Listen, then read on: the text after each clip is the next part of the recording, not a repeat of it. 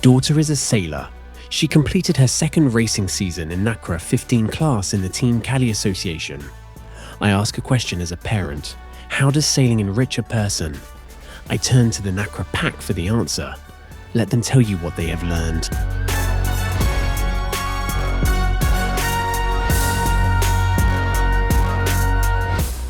Amit itt megtanultam, az, hogy kiálljak magamért mindig, minden szituációban, és a szabályoknak a betartása.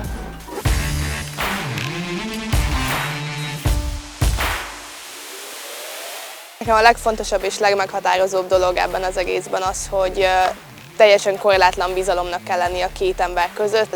Elég nagy sebességgel megyünk, és hogyha bármilyen hibát elejt bármelyikünk, akkor az mindkettőnknek a testi épségére is veszélyt jelenthet, és teljesen összhangba kell így működnünk.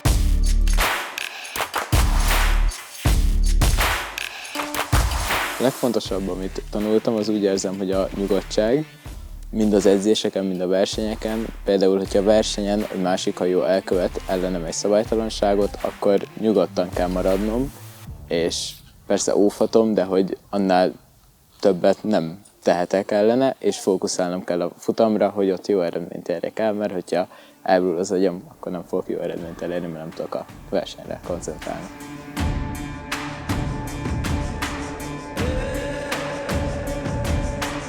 Amit a katamaránozásból megtanultam, az egy probléma megoldó készség.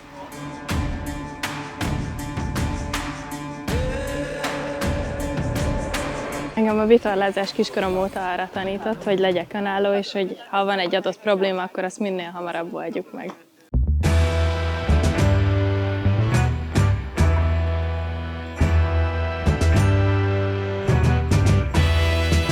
A vitorlás karrieremből, amit profitálok, az az, hogy megtanulok emberekkel együtt dolgozni, legyőzöm az úgymond félelmeimet.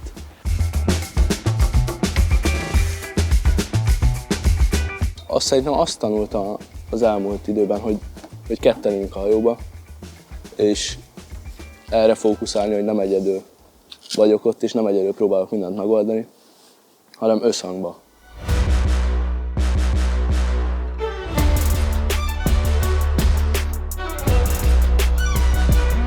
Én úgy gondolom, hogy ez a sport ez nagyon sok mindenben segített nekem, de leginkább a csapatmunkában.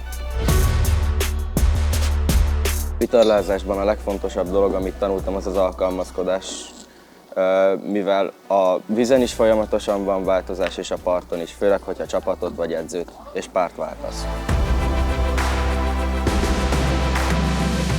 A legfontosabb az az, hogy türelmesnek kell lenni.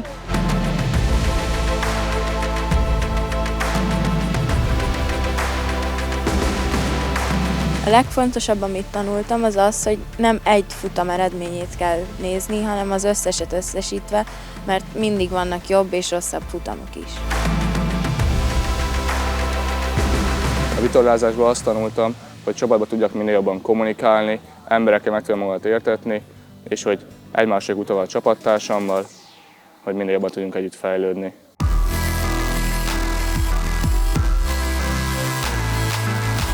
Amiben fejlődtem, az a türelmesség, és ez az összhangkiépítés a saját társammal, és az egész csapattal akár.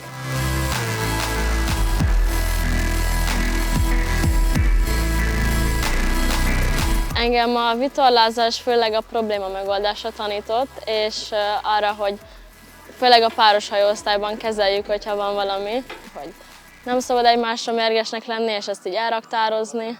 Úgyhogy a páros hajóosztály erre tanított, illetve maga a vitorlázás még arra, hogy törekedjek a legjobbra, és próbálj meg magamból kihozni mindig a legjobbat.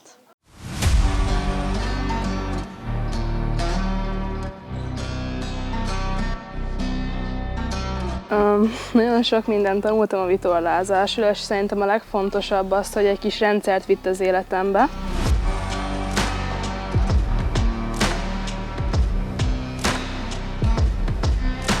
Én azt tanultam a vitorlázásban, hogy soha nem szabad feladni, és mindig tovább kell küzdeni, mert a végén úgyis minden jó lesz.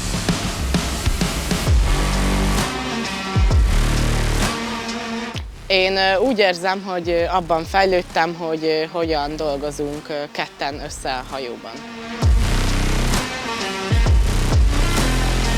Számomra a vitorlázás megmutatta azt, hogy mennyire fontos a kommunikáció, hogy összhangban legyünk a hajón, és megtanultam azt, hogy az életben is milyen fontos a kommunikáció.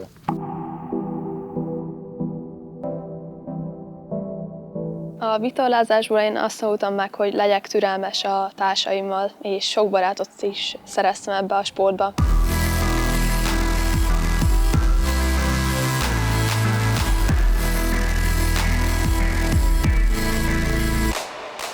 Azt tanultam a vitorlázásban, hogy nagyon fontos, hogy az életben vannak több szakaszok.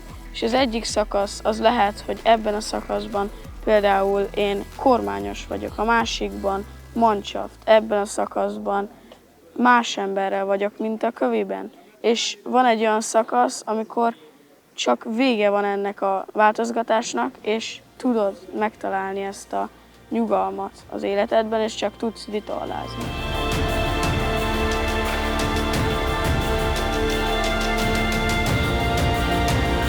What they learn goes deep, and they are aware of it.